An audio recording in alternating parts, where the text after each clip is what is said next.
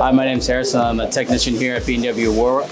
We're going to be showing you around this car for our car care month, give you some tips and tricks. I want to give you guys a friendly reminder of just keeping up with your oil changes, looking at your coolant levels, especially during this summer season. Definitely going to need to top those off.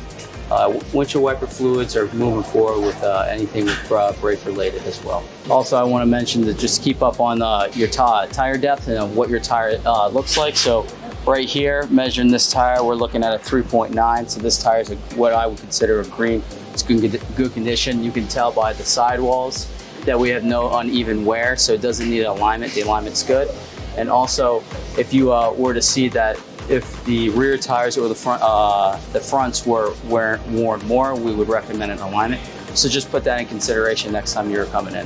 Just to finish off, just want to remind you just to take care of the undercarriage of your car when you can. Try to clean all that salt and dirt out under it. It'll protect your car from rusting and having additional problems with especially your brake lines. So just keep that in mind.